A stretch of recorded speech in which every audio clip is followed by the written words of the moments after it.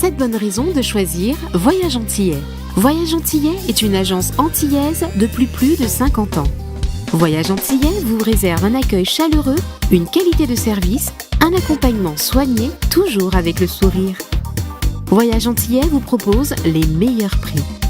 Avec Voyage Antillais, vous bénéficiez de facilités de paiement. Votre deuxième bagage est offert. Voyage Antillais, c'est 2 agences en Île-de-France qui relient les Antilles à Paris. Voyage Antillais, nous là vous faisons voyager. Hexagone, actualité. Jacques Marcel, des hommes comme vous, il nous le faut. À Paris, justement, encore un discours très, très impressionnant. Qu'est-ce qui a été essentiel pour vous dans ce discours? C'est le sport qui vous a le plus marqué, vous, hein? Oui, les Jeux Olympiques et Paralympiques, c'est une fois par siècle. Alors quand on a la chance d'y être, de pouvoir y assister d'une part, mais de contribuer à leur succès, parce que j'ai la chance d'être dans l'équipe d'Anne Hidalgo et de la ville organisatrice. C'est un très très grand privilège, ça arrive une fois dans sa vie. Et j'ai vécu et je vis cette aventure, cette expérience avec beaucoup de joie, ça vous transforme et ça, je l'ai en moi. Vous dirigez la DGOM ici à Paris. J'imagine que vous avez plein de dossiers sur le bras tous les jours. Oui. Alors je ne dirige pas la délégation générale à l'outre-mer, ça c'est l'administration. Moi je suis élu, j'incarne politiquement la question et les sujets liés aux outre-mer et aux ultramarins. C'est ce que Anne Hidalgo m'a confié, c'est la mission que m'a confiée Anne Hidalgo. C'était une délégation qui n'existait pas. Donc je crée ce travail et j'avoue que c'est passionnant parce que j'ai découvert énormément de choses que j'ignorais. J'étais auparavant président d'un établissement public ou président du Mémorial Axe, c'est tout à fait autre chose. Vous savez, le politique, c'est être au service de nos concitoyens, c'est les entendre, c'est les comprendre, c'est découvrir ce qui se fait, ce qui existe, qu'on ignorait. Et c'est donc voilà ce que j'ai la chance de vivre et de réaliser depuis 4 ans maintenant. Dernière question, qu'est-ce que vous avez gardé comme souvenir de votre mission en Guadeloupe, de bon ou de mauvais? Vous parlez du Mémorial Axe, oui. Ah, c'est un lieu exceptionnel. Un lieu exceptionnel, une très très grande puissance, d'un énorme potentiel. Et je discutais avec la nouvelle directrice générale qui vient d'être nommée. On avait rendez-vous hier et je suis très optimiste et très heureux de ce qui semble se préparer, de cette nouvelle énergie, de cet avenir qui commence à s'écrire maintenant. Du discours justement de Jacques Martial. Un discours d'espoir, parce que malgré tout ce qui a pu nous arriver cette année, il y a eu quand même des bonnes choses, puisqu'il a parlé des JO, il a parlé de lieux mémoriels, il a parlé de choses qu'on pourra faire ensemble, il a parlé du bien vivre ensemble, et je trouve vraiment que même si nous avons eu une année effectivement avec des moments difficiles, comme ce qui s'est passé à Mayotte, ce qui s'est passé en Martinique sur la vie chère et autre chose, il faut retenir les choses positives. Je pense qu'il nous a donné espoir de nous dire qu'il faut qu'on continue à avoir de la solidarité. Et je pense que c'est ce que je retiens le mieux, c'est de nous dire que nous avons encore des choses à faire ensemble, qu'il faut y croire et que nous devons occuper l'espace, que nous devons continuer à nous donner la main et que nous devons croire en nous, ultramarins, parce que lorsque nous voyons tous ces gens, que ce soit dans le sport, que ce soit dans les arts, que ce soit dans toutes les institutions, nous sommes présents et nous devons continuer à être ensemble et nous devons continuer à être là. 2 mots, qu'est-ce qui vous a marqué pendant l'exercice 2024? Ce qui m'a marqué, c'est d'abord les JO, parce que nous avons eu des choses positives, nous avons eu des gens, des sportifs qui nous ont fait honneur. Et puis ce qui m'a marqué une deuxième fois, c'est les choses difficiles, c'est-à-dire Mayotte, et puis la vie chère. On a pris conscience et on prend conscience tous les jours qu'il y a beaucoup de choses qui ne sont pas encore réglées. Donc ce sont 2 choses qui sont et positives et négatives, mais c'est à nous de faire le plus et le moins, et à nous de continuer à avancer, et à nous d'y croire. Quelle est votre actualité pour terminer? Eh bien, je viens de terminer un film à Saint-Martin, pour rappeler aussi que Saint-Martin est rattaché, quoi qu'il en soit, encore un peu à la Guadeloupe. Et puis, pour pouvoir encore exprimer et montrer que nous sommes là au niveau des arts. Nous venons de faire un film. Nous avons Le Fantôme des Saintes qui est sorti hier en Guadeloupe et qui a fait un carton sur France Télévisions il y a un mois. Ça veut dire que nous avons encore des choses à raconter. Et mon prochain projet, c'est une série en Guadeloupe pour encore mettre en valeur ce que nous avons dans les territoires ultramarins. Nous avons des talents, nous avons des histoires, nous avons des projets. Et il ne faut surtout pas baisser les bras, continuer à être sur le territoire national. Pas que nous soyons que dans les régions, mais que nos régions viennent dans le national pour dire que nous sommes là et que nous allons prendre la place qu'il faut qu'on prenne.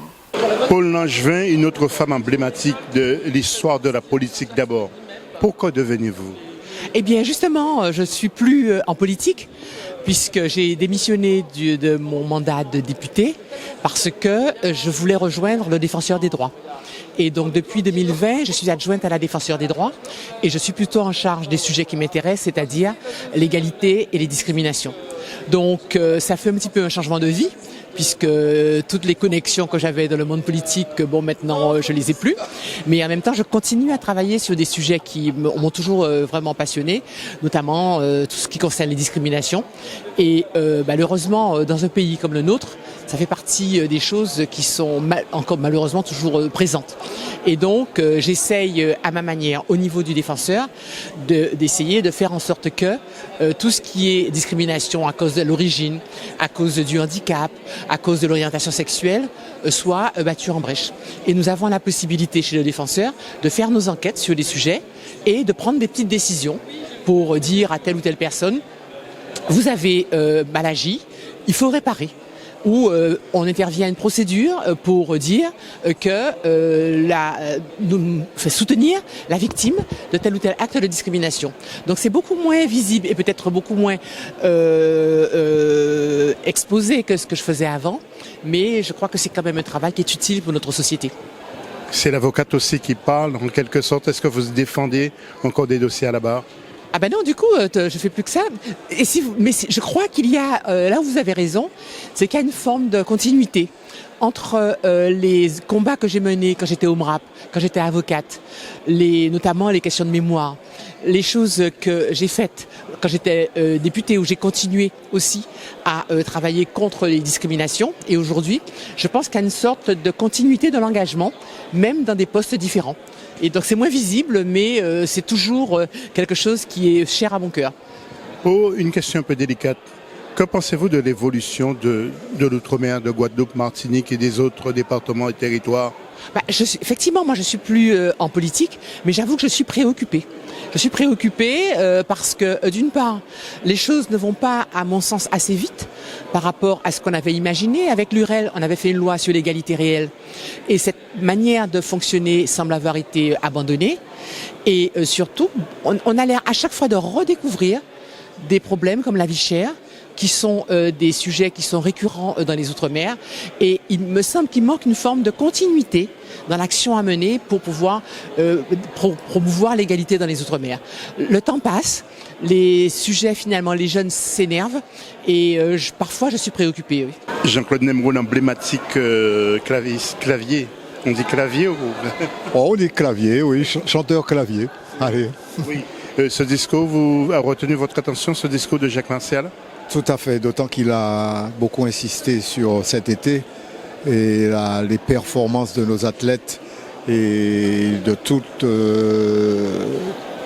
la diaspora Martinique, Guadeloupe qui ont participé aux Jeux Olympiques. Et franchement, ça m'a fait beaucoup de bien d'entendre un discours qui parle de nos compatriotes.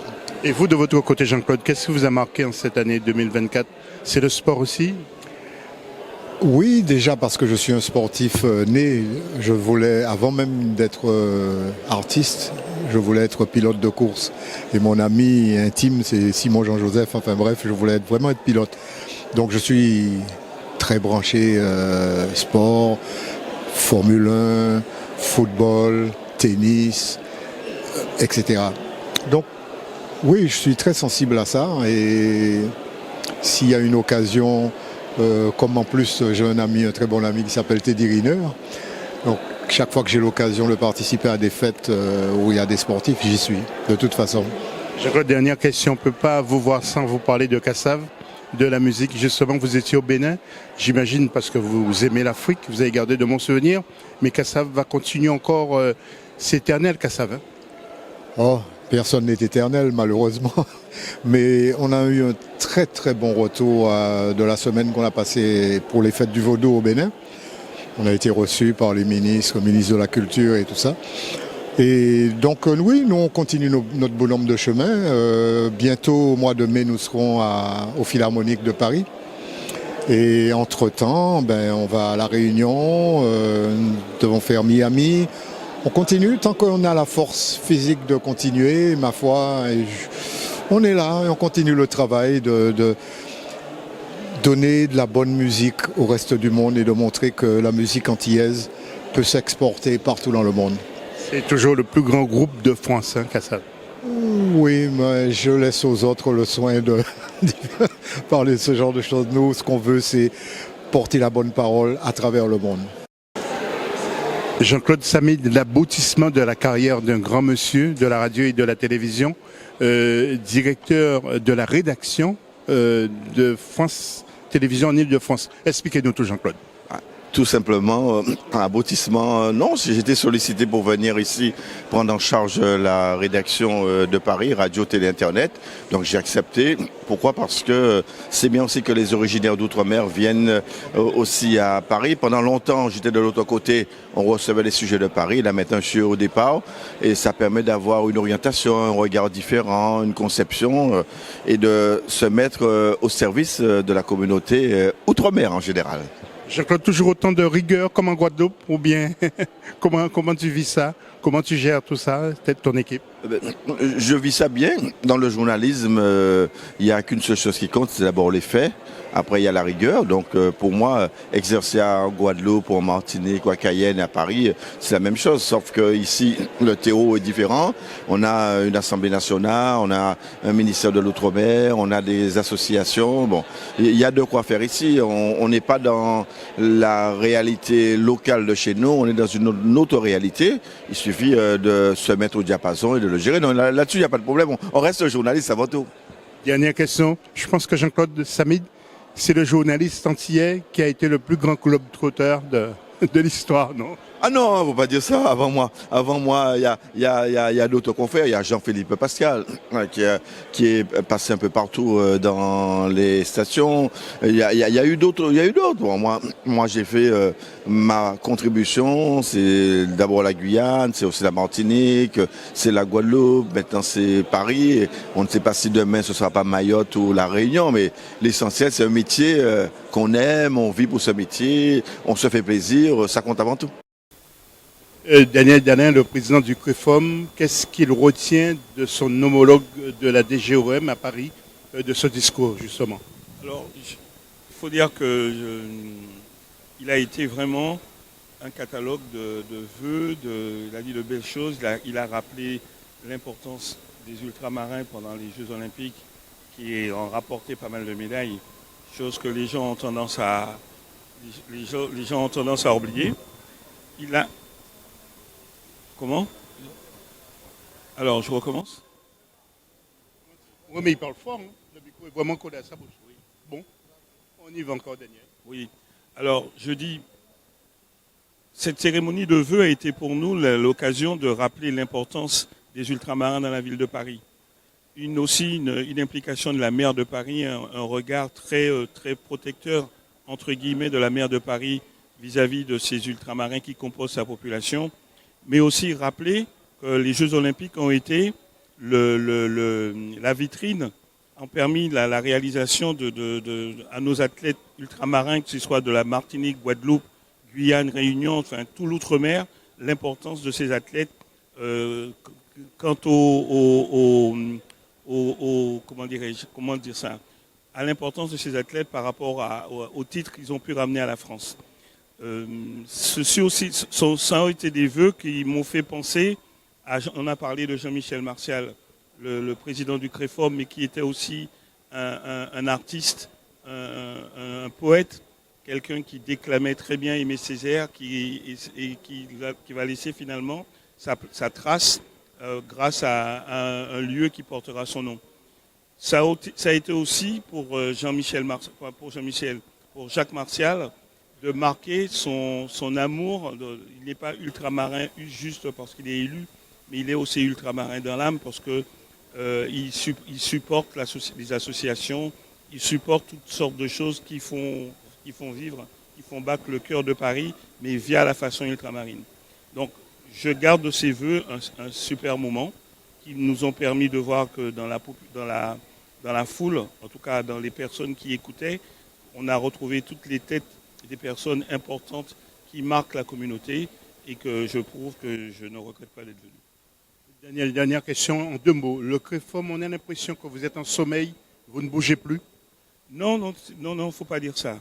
Le CREFOM, juste pour parler d'actualité, le CREFOM a été mis en cause, j'ai été mis en cause par une interview quelqu'un aurait dit que nous avons annulé une action qui était intentée par une certaine lobbyiste dans le cadre de l'octroi des mers. Il n'en est rien, ce n'est pas vrai. Il faut simplement que les gens qui m'écoutent le sachent que j'ai déposé une plainte pour diffamation parce qu'on peut combattre l'octroi des mers et je suis contre l'octroi des mers et j'étais pour le fait qu'on puisse attaquer l'octroi des mers, mais il faut respecter l'avis des associations. Aucune décision ne peut être prise sans l'accord du président. Aucune décision ne peut être prise sans l'accord du conseil d'administration. Or, lorsque j'apprends de manière sous-marine qu'une décision a été faite dans notre dos, j'ai tenu à voir la plainte. Pendant plusieurs fois, j'ai demandé de voir la plainte pour voir comment, c'est mon nom qui était mis en cause, de savoir comment je me préparais par rapport à cette plainte. La personne en question, et je ne donne pas son nom parce que c'est faire vivre, ce serait lui donner trop d'importance. La personne en question n'a jamais voulu nous donner la copie de la plainte. Donc je suppose qu'une plainte déposée sans l'accord de son président, sans l'accord de son bureau, eh bien, tout naturellement, la plainte n'a pas été suivie des faits. Et j'ai saisi mon avocat, l'avocat du CREFOM, eh bien, la vérité se saura et je la ferai condamner. Toto, un discours poignant de la part de Jacques Martial qui a fait allusion à vos œuvres aussi pour le Trocadéro. Mais écoutez, Jacques Martial, il est connu, il est très engagé.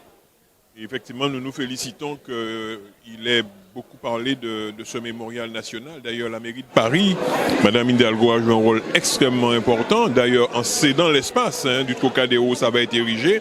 Et puis la part importante que Jacques Martial lui-même prend dans les travaux qui ont eu lieu tout au long de l'année dernière pour préparer donc ce fameux mémorial.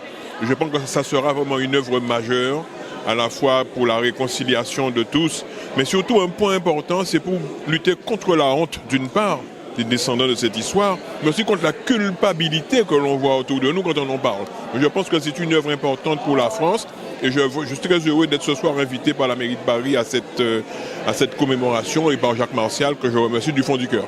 La réalisation va se faire à peu près dans quelle période? Alors, en principe, ce qui a été retenu, c'est que ça devrait être le 23 mai 2026. Il faudrait que les travaux puissent être menés, puissent aller au bout. La question posée aujourd'hui, c'est celle du gouvernement, de son instabilité potentielle, de l'absence de budget. Mais je pense que c'est une œuvre dont on a compris l'importance en haut lieu et c'est ça qui fait que je suis très très confiant. O-News Radio sur outremernews.fr.